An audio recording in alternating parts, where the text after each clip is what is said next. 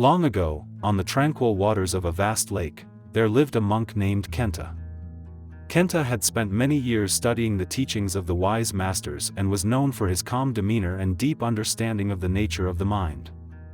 He often meditated by the lake, finding peace in its stillness and reflecting on the mysteries of existence. One evening, as the sun began to set, painting the sky with hues of orange and pink, Kenta decided to take a small boat out onto the lake. The water was like glass, perfectly mirroring the sky above. Kenta rowed to the center of the lake, where he could be alone with his thoughts. As he sat in the boat, absorbed in meditation, Kenta suddenly felt a jolt. Another boat had collided with his, disturbing the perfect stillness of the moment. Annoyed, he opened his eyes and looked around, ready to confront the careless person who had disrupted his peace. But to his surprise, he saw that the boat was empty. It had drifted into his boat, carried by the gentle current of the lake. There was no one to blame, no one to confront, only an empty vessel, floating aimlessly on the water. In that instant, Kenta realized the depth of the lesson before him. His anger had flared up not because of the situation itself, but because of his own ego, his sense of self that felt entitled to uninterrupted peace. The empty boat had no intent, no malice, it was simply carried by the forces of nature. Yet, it had disturbed his mind, revealing how easily he could be shaken when he clung to his own desires and expectations. Kenta's irritation melted away, replaced by a sense of humility and understanding. He saw that his ego had created the disturbance, not the empty boat.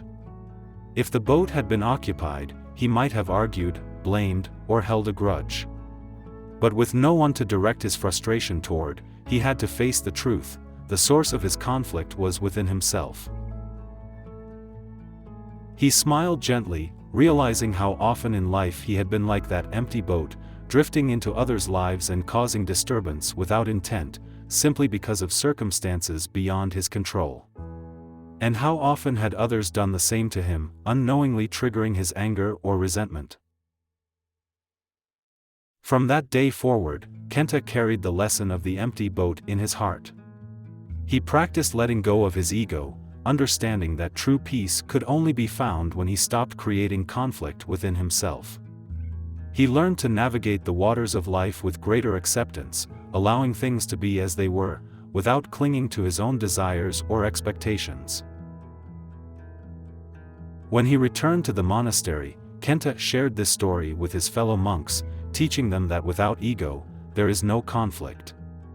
He explained that most of the disturbances in their minds were like the empty boat, harmless, but amplified by their own attachments and desires.